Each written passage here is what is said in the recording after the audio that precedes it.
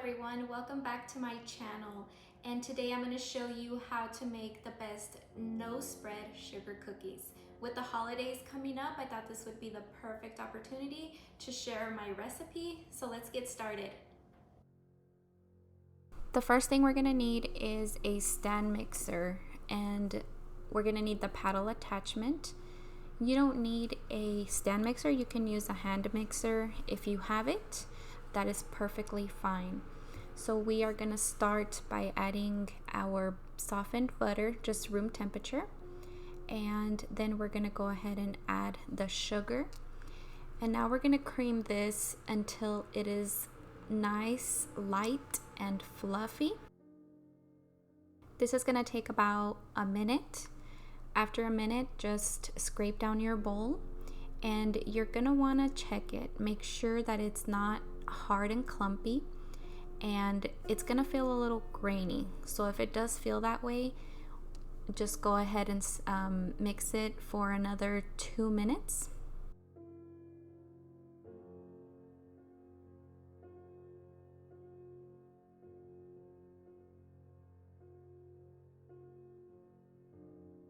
Alright, don't forget to scrape down your bowl again. You want to get everything mixed in well, so just make sure you scrape the very bottom. That way you don't have any clumps in your batter.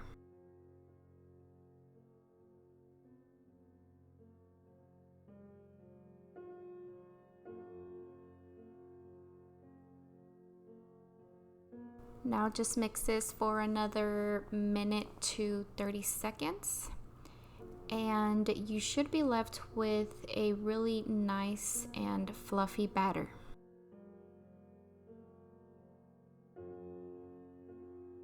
Next, we're gonna add your vanilla, and you're gonna wanna mix this for about 30 seconds just so it gets incorporated.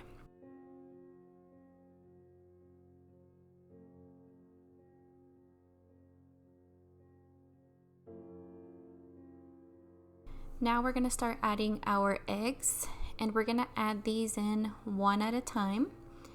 Let it mix for about 30 to 45 seconds, and then add the next one. And you want to do this gradually, just so that all of your eggs get incorporated really good. Again, you don't want big chunks left in there, and you want it mixed in really well. So adding them one at a time.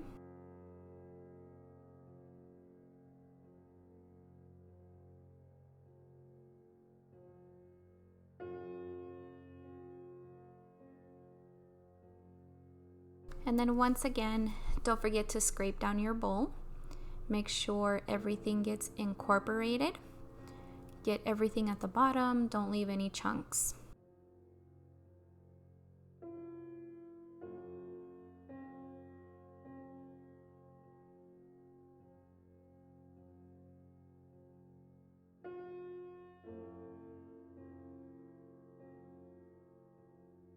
Alright, at this point we're going to mix for about another minute to a minute and a half. It should get nice and fluffy once again, and it should lighten up in color quite a bit.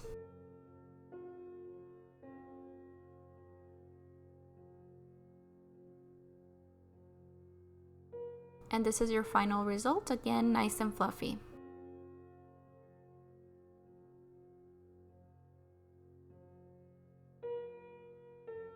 Now we're going to continue by adding our salt. You're going to add in your cream of tartar and your baking powder. Go ahead and mix this for about 30 seconds until incorporated, and then we're going to start adding in our flour.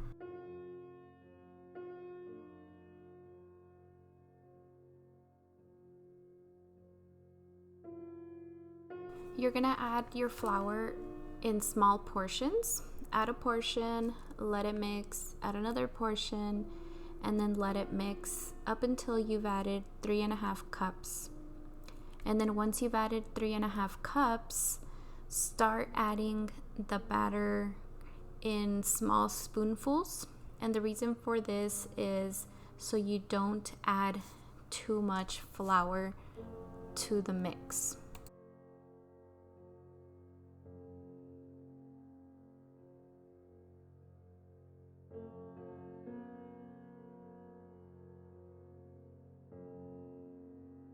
Also, don't forget to stop your mixer and scrape down the bowl. You don't want any lumps, so just make sure that you get everything well incorporated so that your batter is nice and smooth.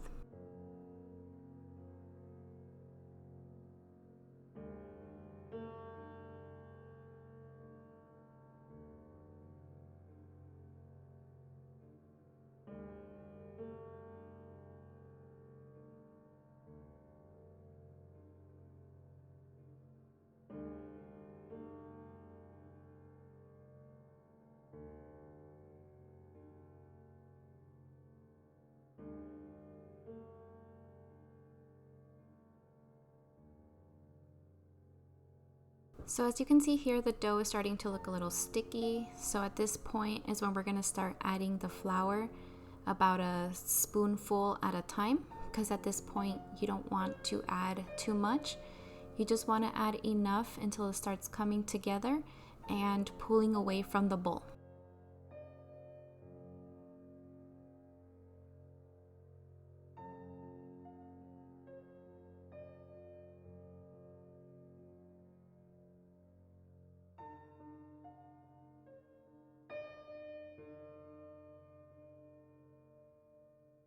And as you can see here, this is what you want your batter to look like. It's firm, it's not sticky, and it bounces back.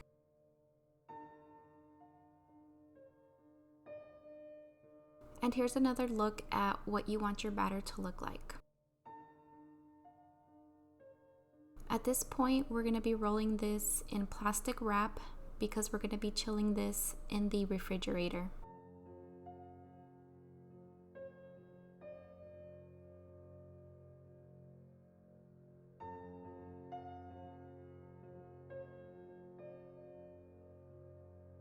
Once you place the batter on the plastic wrap, just start pressing down around the edges.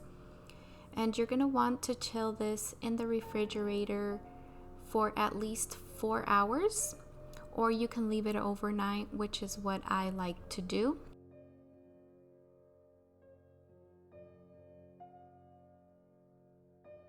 And once your dough is chilled, we are ready to roll this out.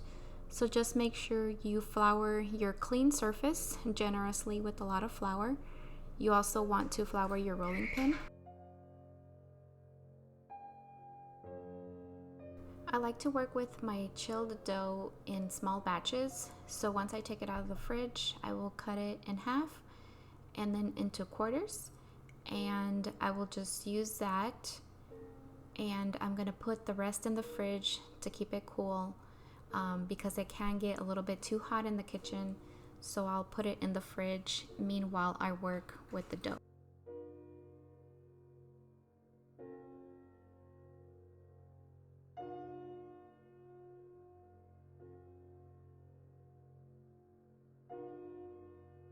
Once you've floured your surface, roll your dough into a ball and you're going to start flattening it out.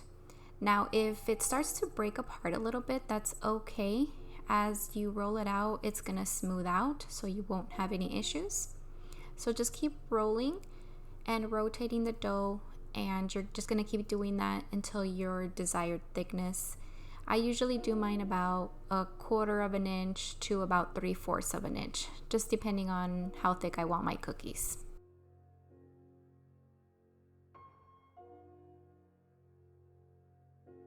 Now you can pick out your favorite cookie cutter and start cutting out the shapes. It's almost Halloween, so I'm using my Halloween cookie cutters.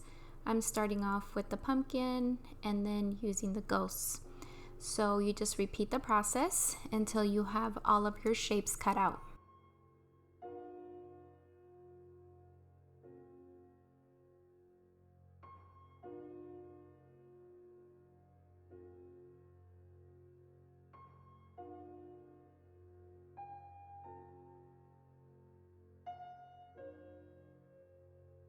And once all of your shapes are cut out, I like to remove the excess dough and put that towards the side. It just makes lifting up the cookies a lot easier. And you can chill that dough again in the fridge and that way you can reuse it for later.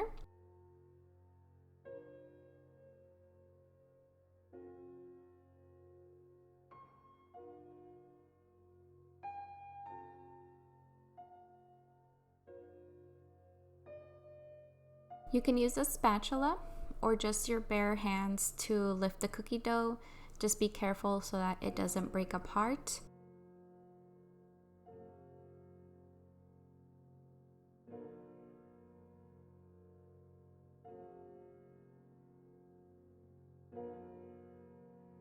You can use a baking tray with parchment paper or with a baking sheet.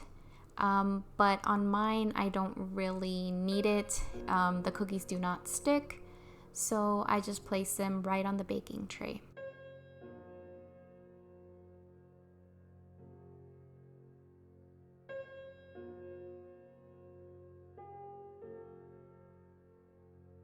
I like to cut out my cookies all at once, so I'm gonna put that baking tray in the fridge just to keep the dough cool, and that way it doesn't spread while I cut out all of my other cookies.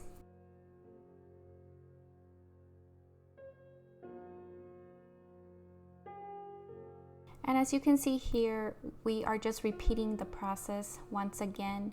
Make sure your surface is floured, and then you're gonna roll out your dough to the desired thickness, and just get your favorite cookie cutters and start cutting away.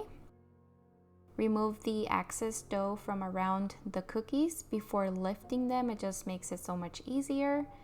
And just place them on the baking tray. And don't forget to save the scraps because those can be used for another time.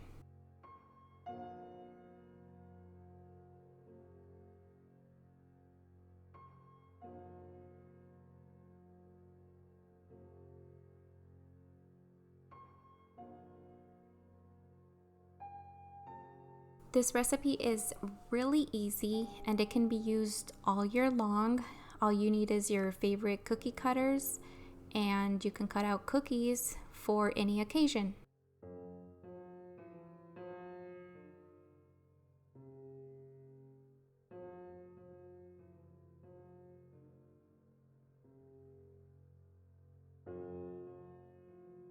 And one last time, we're just going to repeat the process. Flour your surface, roll out your dough, cut out your cookies, and just place them on your baking sheet. And it's almost time to bake.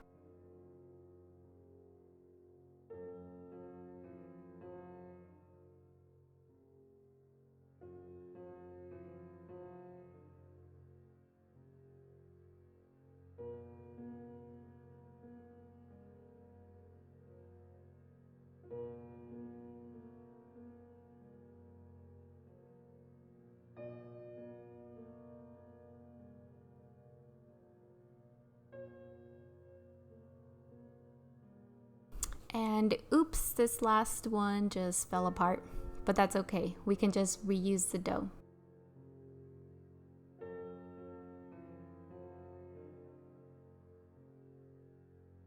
Now we're going to bake our cookies at 350 for 10 to 12 minutes or until they're golden brown around the sides.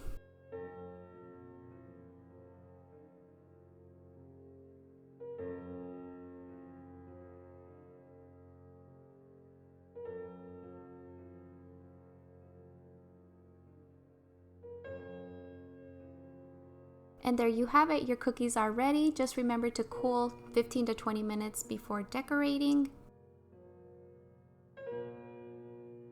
If you like this video, please like and subscribe. And on my next video, I'm going to show you my recipe on how to make the icing and a couple of ideas on how to decorate these cookies. Gracias, see you on the next one.